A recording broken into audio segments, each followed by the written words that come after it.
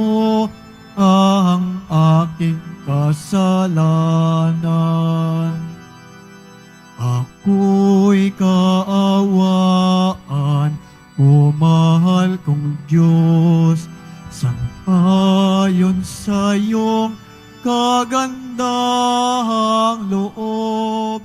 Mga kasalanan ko'y iyong pawiin, ayon din sa iyong pag-ibig sa akin.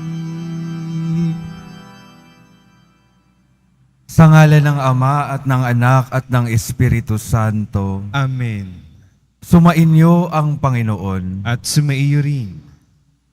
Mga kapatid, aminin natin ang ating mga kasalanan upang tayo ay maging marapat gumanap sa banal na pagdiriwang.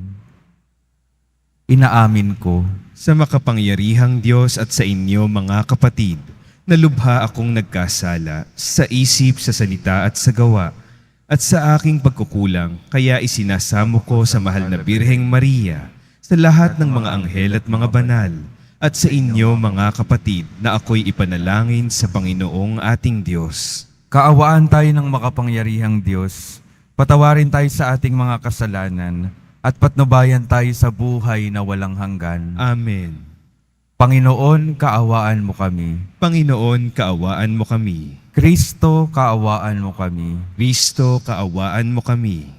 Panginoon, kaawaan mo kami. Panginoon, kaawaan mo kami. Manalangin tayo.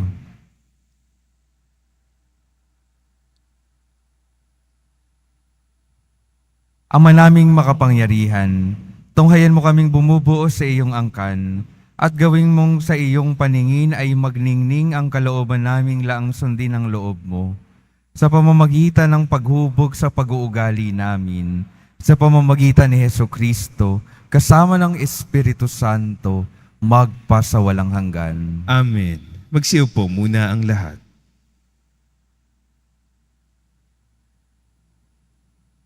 Pagbasa mula sa aklat ni Propeta Isaías. Sinasabi ng Panginoon, ang ulan at niebe, paglagpak sa lupa'y di na nagbabalik.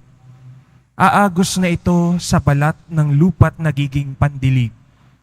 Kaya may pagkait butil na panghasik. Ganyan din ang aking mga salita. Magaganap nito ang lahat kong nasa. Ang salita ng Diyos. Salamat sa Diyos. Matuwid ay tinutulungan sa lahat ng kagipitan. Matuwid ay tinutulungan sa lahat ng kagipitan. Kadakilaan ng Diyos ay ihayag, ang ngalan niya ay purihin ng lahat. Ang aking dalangi dininig ng Diyos, na wala sa akin ang lahat kong takot. Matuwid ay tinutulungan sa lahat ng kagipitan. Nagalak ang aping umasa sa Kanya, pagkat di nabigo ang pag-asa nila. Tumatawag sa Diyos ang walang pag-asa, sila'y iniligtas sa hirap at dusa. Matuwid ay tinutulungan sa lahat ng kagipitan. Kinukupkup ng Diyos ang mga matuwid. Ang mga taghoy nila ay Kanyang dinirinig. Nililipol niya yaong masasama hanggang sa mapawi sa isip ng madla. Matuwid ay tinutulungan sa lahat ng kagipitan. Agad dinirinig daing ng matuwid. Inililigtas sila sa mga panganib. Tumutulong siya sa nasisiphayo. Ang walang pag-asa'y hindi binibigo. Matuwid ay tinutulungan sa lahat ng kagipitan. Magsitayo po ang lahat.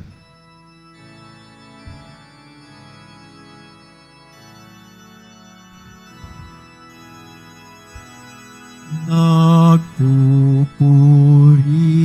kami sa'yo, Panginoong Hesukristo.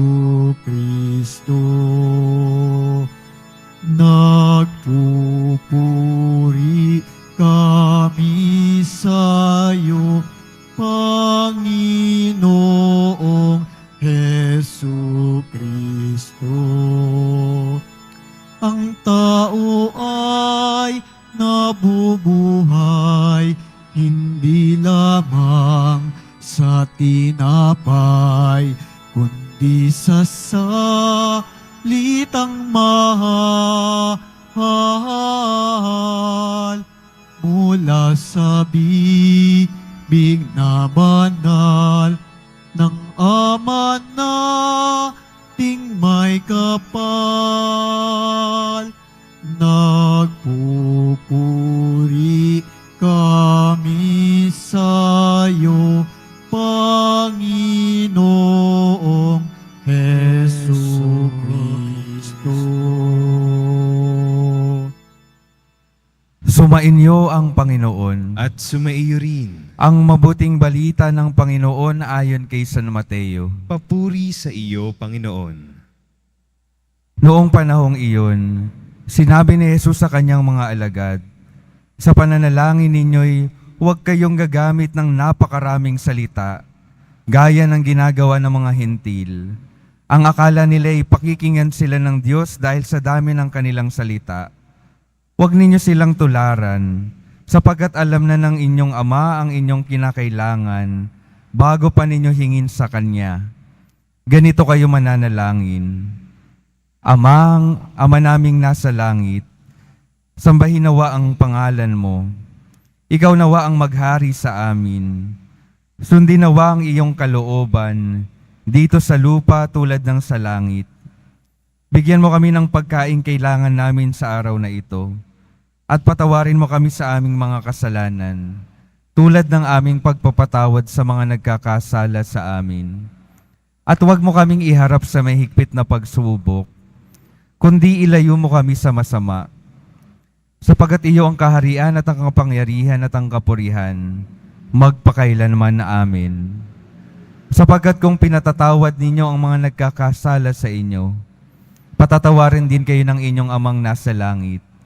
Ngunit kung hindi ninyo pinatatawad ang mga nagkakasala sa inyo, hindi rin kayo patatawarin ng inyong Ama.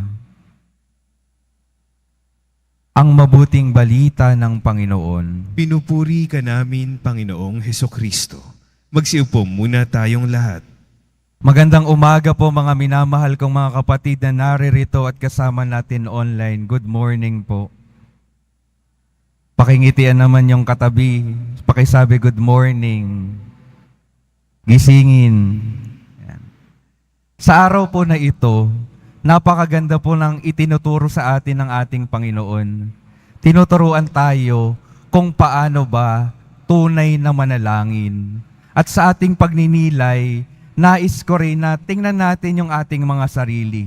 Kung paano ba tayo nananalangin. Ikinumpara ni Jesus yung pananalangin sa mga hentil. Paano ba nananalangin yung mga hentil, yung mga pagano? Unang-una po, yung paraan ng pagdadasal ng mga pagano ay nagsasabi sila ng maraming salita, nagsasabi ng maraming pangalan ng mga Diyos-Diyosan na umaasa sila na isa sa mga Diyos-Diyosan ay makakapakinig sa kanilang panalangin at sasagutin yung kanilang dinadasal. Kaya maraming sinasabi, paulit-ulit, maraming pangalan para isa sa mga mabanggit nila, baka mapakinggan sila ng mga Diyos-Diyosan na iyon at sagutin yung kanilang panalangin. Ano pong itinuturo ng ating Panginoon sa Ama namin? Mayroon tayong iisang Diyos. Meron tayong tatakbuhan na Ama nating nasa langit. Siya lamang yung ating tatakbuhan sa panalangin. Sa Kanya lamang tayo magdadasal dahil siya lamang ang ating Diyos. At ang ating Diyos nakikipag-ugnayan sa atin bilang Ama natin. At ang Ama natin na Diyos, alam na rin yung ating mga kinakailangan. Ibibigay sa atin kung ano yung nararapat sa atin. Ito yung isang napakahalagang ipinapakita sa atin ni Jesus. Makipag-ugnayan tayo sa Diyos bilang Ama natin. Siya lamang yung ating pagdadasalan sa ating mga panalangin. Wala nang iba't iba pang mga Diyos-Diyosan. Siya lang at nakikinig siya at ibinibigay niya yung kinakailangan ng ating mga buhay. Tulad ng mga magulang na tunay na nagmamahal sa kanilang mga anak, ganun po yung ating Diyos. Yun po yung unang ibinabahagi sa atin ng Panginoon. Ikalawa po, paano po ba manalangin yung mga pagano, ang mga hentil? Paulit-ulit nilang sinasabi yung kanilang mga sinasabing salita para matugunan yung kanilang mga hinihiling. Kung titingnan po natin, parang pang sarili lamang yung dahilan nung kanilang paulit-ulit na pagsasabi ng mga salita sa panalangin, pang sariling kahilingan lamang. Sinasabi po sa ama namin, dinadasal natin na nawa masunod ang kanyang kalooban dito sa lupa para ng sa langit. Sinasabi sa atin ng Panginoon natin sa ngayon, yung ating panalangin, hindi lamang dapat pang sarili natin. Mas iniisip dapat natin na mangyari nawa kung ano yung nais ng Diyos para sa ating mga buhay. Hindi lamang yung tayo lang yung magsasalita.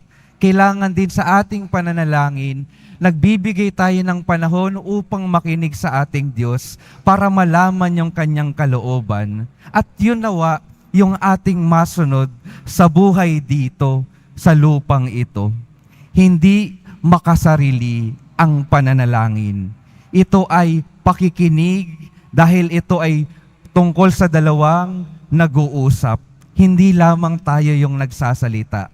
Kailangan nating mapakinggan kung ano yung nais ng Diyos dahil yung nais ng Diyos, yun yung the best para sa buhay ng bawat isa sa atin. At ikatlo po, sinabi po kanina na yung mga hentil, yung mga pagano, yung paraan nila ng pagdadasal ay paulit-ulit, paikot-ikot kumbaga. Yung pinapakita sa atin at itinuturo ng ating Panginoon dahil yung mga pagano, hentil, paulit-ulit yung kanilang mga sinasabi, hindi na naman nila naiintindihan yung kanilang mga dinadasal. Kumbaga parang hanggang salita na lamang at wala nang tumatatak sa kanilang kalooban. Hindi ho ba kapag tayo ay nagdadasal, nag-a-attend ng misa, minsan automatic na lumalabas sa ating mga bibig yung mga responses. Minsan dumadaan na lang sa ating mga tainga yung mga sinasabi ng salita ng Diyos. Walang tumatatak sa ating kalooban.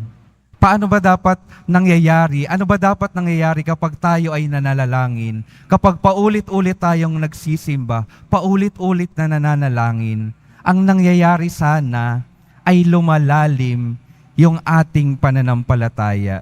Gusto ko pong ihalin tulad yung paraan ng dapat at tamang pananalangin sa isang tornilyo po. Alam niyo po yung tornilyo. Di ba po ang tornilyo, para pumasok sa, kunyari sa kahoy, paulit-ulit na iikutin. Pero habang paulit-ulit na iniikot yung tornilyo, ito ay bumabaon, lumalalim. Paulit-ulit na paulit-ulit na umiikot para lumalim at bumaon. Dapat ganon din sa ating pananalangin sa Diyos. Paulit-ulit tayong nagsisimba. Paulit-ulit nating sinasabi yung Ama namin at yung iba pang mga panalangin sa simbahan. Nawa, hindi ito manatiling paikot-ikot lamang.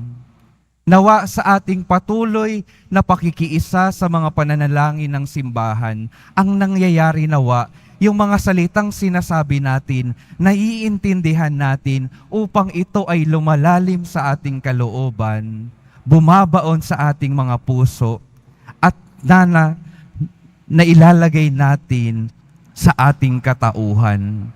Kaya napakahalaga na hindi lang maiwan sa pananalita yung ating mga pananalangin.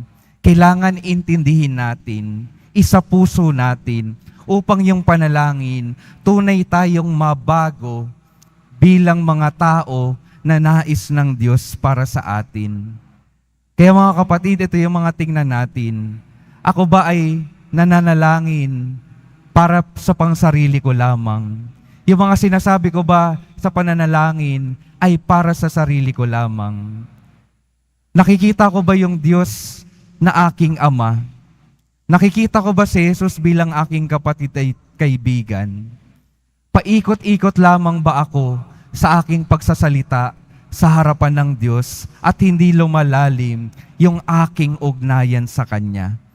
Mga minamahal kong mga kapatid, ito yung mga dapat nating tingnan habang tayo ay patuloy na humaharap sa Diyos. Nawa sa patuloy at paulit-ulit nating pagharap sa Diyos, tumatatak, lumalalim yung ating ugnayan sa Kanya. At ang bunga nawa nito ay yung ating pagsunod sa kagustuhan ng Diyos. Sa kagustuhan ng Diyos para sa ating buhay at sa buhay ng iba, upang yung ating mga buhay tunay na magbunga ng maganda sa mundong ito, ngayon at magpasawalang hanggan. Amen.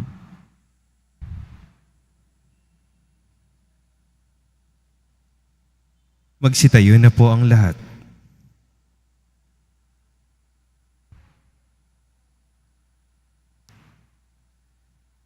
Minamahal kong mga kapatid, sinabi sa atin ni Jesus na maaari nating tawagin ng Diyos bilang ating Ama.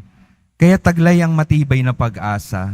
Idulog natin sa Kanyang harapan ang ating mga kahilingan. Sa bawat panalangin ng ating sasabihin, Ama, basbasan mo ang iyong mga anak. Ama, basbasan mo ang iyong mga anak.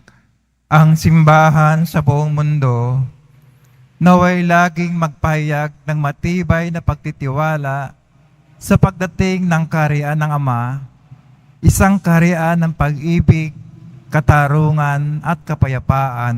Manalangin tayo. Ama, basbasan mo ang iyong mga anak. Sa kabila ng mga kahirapan ng buhay, tayo naway manatiling nananalangin at hindi magpadarang sa tukso. Manalangin tayo. Ama, basbasan mo ang iyong mga anak. Tayo naway magkaroon ng sapat na kakanin para sa ating mga pangangailangan sa araw-araw at ng kadakilaan ng puso upang patawarin ang ating mga kaaway. Manalangin tayo.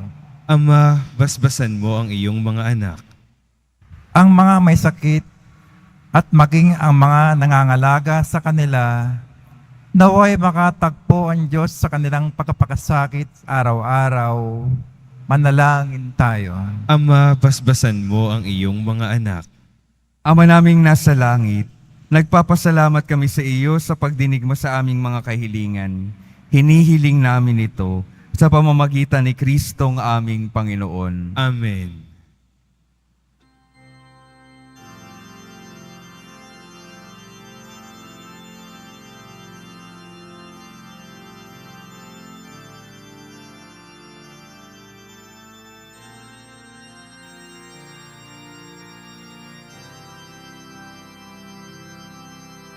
Sa iyo, Ama, aming handog ang tinapay at alak na ito.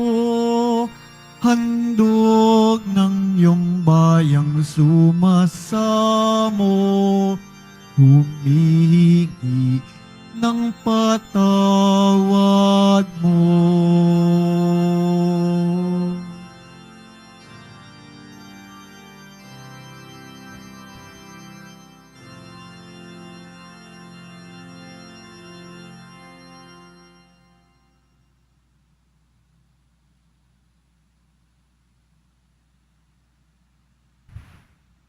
Magsitayo na po ang lahat. Manalangin kayo mga kapatid upang ang paghahain natin ay kalugdan ng Diyos Amang makapangyarihan. Tanggapin nawa ng Panginoon itong paghahain sa iyong mga kamay, sa kapurihan niya at karangalan sa ating kapakinabangan at sa buong sambayanan niyang banal. Ama naming lumikha, inihahain namin ang aming ding tinanggap mula sa iyong kagandahang loob sa aming lahat. Ang pagkain at inuming ito ay pakinabangan nawa bilang tagapagdulot ng buhay mong walang maliw sa pamamagitan ni Hesukristo, kasama ng Espiritu Santo, magpa sa walang hanggan. Amen. Sumainyo ang Panginoon. At sumaiyo rin. Itaas sa Diyos ang inyong puso at diwa. Itinaas na namin sa Panginoon. Pasalamatan natin ang Panginoong ating Diyos. Marapat na siya ay pasalamatan. Ama naming makapangyarihan, tunay ngang marapat na ikaw ay aming pasalamatan sa pamamagitan ni Hesukristo na aming Panginoon. Sa pagbabakasakali mong kami bubuti, isinugo mo si Hesukristo upang pangunahan kami. Bilang pagsunod sa iyong atas na bigay, ipinahayag ng iyong anak ang iyong kalooban, na ang mga apitdukha ay kanyang damayan.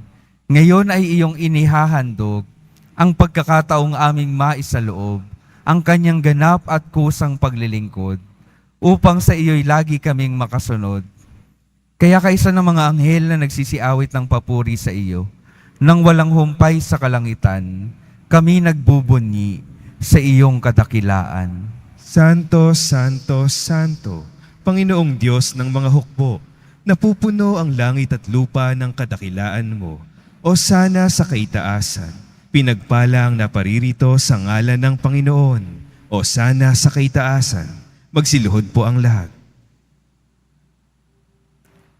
Ama naming banal, ikaw ang bukal ng tanang kabanalan. Kaya't sa pamamagitan ng iyong Espiritu, gawin mong banal ang kaloob na ito, upang para sa amin maging katawan at dugo ng aming Panginoong Hesukristo. Bago niya pinagtiis ang kusang loob na maging handog, hinawakan niya ang tinapay, pinasalamatan kaniya, pinaghati-hati niya iyon, iniabot sa kanyang mga alagad at sinabi, "Tanggapin ninyong lahat ito at kanin. Ito ang aking katawan na ihahandog para sa inyo."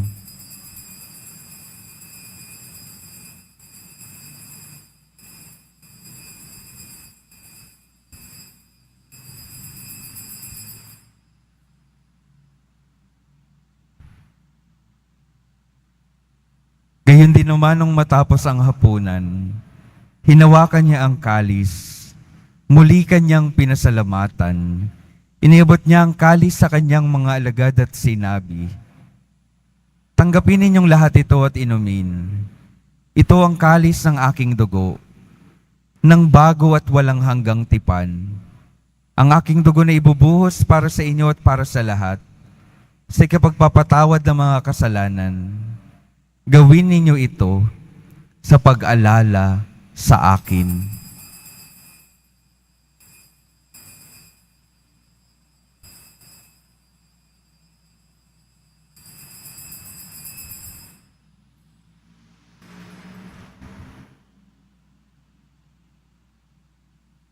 Magsitayo na po ang lahat. Ipagbunyi natin ang misteryo ng pananampalataya. Si Kristo'y namatay, si Kristo'y nabuhay, si Kristo'y babalik sa wakas ng panahon. Ama, ginagawa namin ngayon ang pag-aalala sa pagkamatay at muling pagkabuhay ng iyong anak. Kaya't iniaalay namin sa iyo ang tinapay na nagbibigay buhay at ang kalis na nagkakaloob ng kaligtasan. Kami nagpapasalamat dahil kami iyong minarapat na tumayo sa harap mo para maglingkod sa iyo. Isinasamo namin kaming magsasalo-salo sa katawan at dugo ni Kristo ay mabuklod sa pagkakaisa sa pamamagitan ng Espiritu Santo. Ama, lingapin mo ang iyong simbahang laganap sa buong daigdig. Puspusin mo kami sa pag-ibig. Kaisa ni Francisco na aming Papa at ni Jose na aming Obispo at ng Tanang Kaparian. Alalahanin mo rin ang mga kapatid naming nahimlay nang may pag-asang sila'y muling mabubuhay. Gayon din ang lahat ng mga pumanaw. Kaawaan mo sila at patuloyin sa iyong kaliwanagan. Kaawaan mo at pagindapatin kaming lahat na makasalo sa iyong buhay na walang wakas. Kaysa ng mahal na Birheng Maria na Ina ng Diyos, ng kabiyak ng puso niyang si San Jose, kaysa ng mga apostol, ni San Juan Bautista at ang lahat ng mga banal na namuhay dito sa daigdig ng kalugod-lugod sa iyo, maipagdiwang nawa namin ang pagpupuri sa ikararangal mo sa pamamagitan ng iyong anak na aming Panginoong Hesukristo. sa pamamagitan ni Kristo, kasama niya at sa Kanya, ang lahat ng parangal at papuri ay sa iyo, Diyos Amang makapangyarihan, kasama ng Espiritu Santo, magpa sa walang hanggan. Amen. Sa tagubilin ng mga nakagagaling na utos at sa turo ni Jesus, na Panginoon natin at Diyos, ipahayag natin ng lakas loob. Ama namin, Sumasalangit ka, sambahin ang ngalan mo. Mapasa amin ang kaharian mo. Sundin ang loob mo dito sa lupa para ng sa langit. Bigyan mo kami ngayon ng aming kakanin sa araw-araw. At patawarin mo kami sa aming mga sala, para ng pagpapatawad namin sa nagkakasala sa amin. At huwag mo kaming ipahintulot sa tukso, at iadya mo kami sa lahat ng masama. hinihiling namin kami edya sa lahat ng masama, pagkalooban ng kapayapaan na araw-araw, iligtas sa kasalanan, at ilayo sa lahat ng kapahamakan, samantalang aming pinananabikan ang dakilang araw ng pagpapahayag ng tagapagligtas naming si Jesucristo. Sapagkat iyo ang kaharian at ang kapangyarihan at ang kapurihan magpakailanman. Amen. Panginoong Jesucristo, sinabi mo sa iyong mga apostol, kapayapaan ang iniiwan ko sa inyo, ang aking kapayapaan ang ibinibigay ko sa inyo.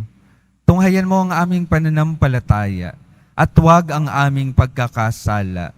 Pagkalooban mo kami ng kapayapaan at pagkakaisa, ayon sa iyong kalooban, kasama ng Espiritu Santo, magpa sa walang hanggan. Amen. Ang kapayapaan ng Panginoon ay laging sumainyo. At sumaiyo rin. Magbigayan kayo ng kapayapaan sa isa't isa.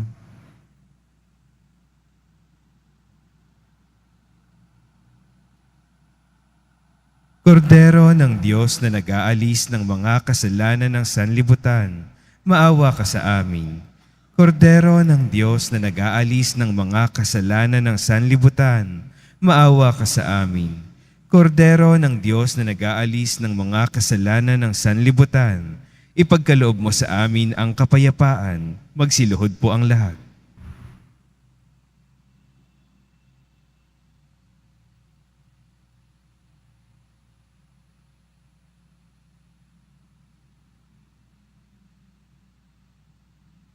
Ito ang kordero ng Diyos. Ito ang nag-aalis ng kasalanan ng sanlibutan. Mapalad ang mga inaaniyahan sa kanyang piging. Panginoon, hindi ako karapat-dapat na magpatuloy sa iyo. Ngunit sa isang salita mo lamang ay gagaling na ako.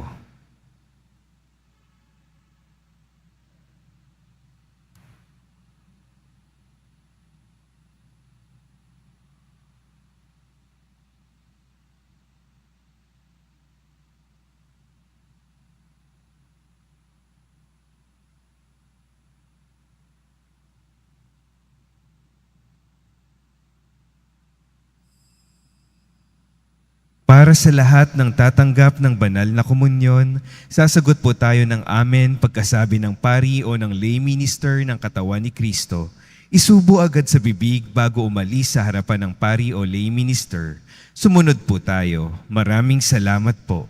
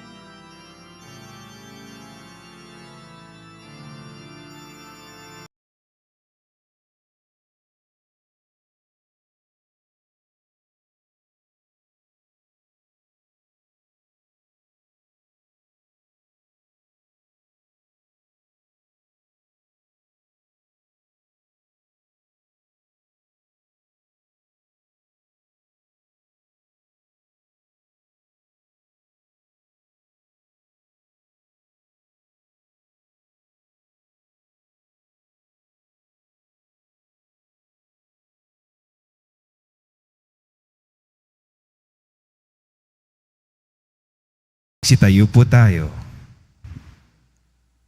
Manalangin tayo. Ama naming mapagmahal, Naway aming pakinabangan sa aming pagdiriwang, ang paghubog ng aming hangarin sa buhay, upang mahalin namin ang iyong mga pinahalagahan sa pamamagitan ni Hesu Kristo, kasama ng Espiritu Santo, magpasawalang hanggan. Amen.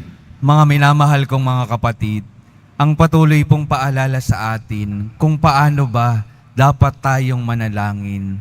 Unang-una sa lahat, may isang Diyos tayong dapat takbuhan, ang ating Diyos Ama. Ikalawa, ang tunay na panalangin ay hindi pang sarili lamang. Dapat nating nais malaman yung nais ng Diyos para sa buhay natin upang magawa natin yung mas makakabuti para sa ating buhay at para sa iba. At huli, ang panalangin, nawa ay hindi paikot-ikot lamang. Nawa ito ay palalim sa ating mga kalooban upang maging tunay na buhay yung ating Diyos sa ating mga katauhan. Sumainyo ang Panginoon. At sumaiyo rin. Mahal na poong Jesus Nazareno, inihayag mo sa pamamagitan ng krus ang walang maliw na pag-ibig ng Diyos sa sangkatauhan. Pakinggan mo ang kahilingan ng iyong angkan na nagsusumamo sa iyo. Makamtanawa nila ang iyong katugunan at tanggapin ang kasagutan na may utang na loob na tinatanaw. Basbasan din po ninyo ang mga daladala nilang mga imahen at dasalan. Sa pamamagitan ng bendisyon na ito, naway maaalala nila ang mga pangako nila noon sa binyag, na ikaw ang kanilang ibigin at paglilingkuran bilang Panginoon, magpasawalang hanggan. Amen. At pagpalain kayo ng makapangyarihang Diyos, Ama, Anak at Espiritu Santo. Amen. Humayo kayong mapayapa, taglay ang pag-ibig ng poong Jesus Nazareno. Salamat sa Diyos.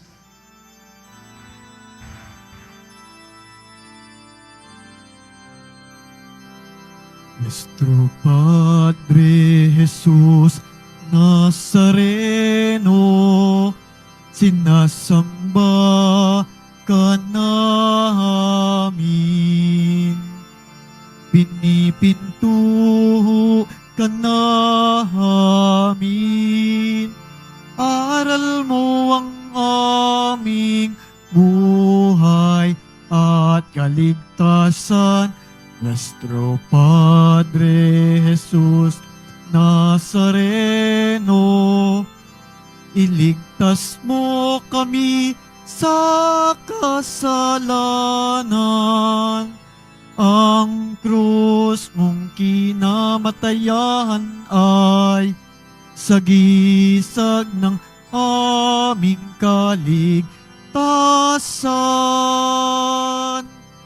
Nuestro Padre Jesús Nazareno, dinarangal ka namin. Nuestro Padre Jesús Nazareno, nilulwalhati ka namin. Nuestro Padre Jesús Nazareno, dinarangal ka namin. Nuestro Padre Jesús Nazareno, nilulwalhati ka namin.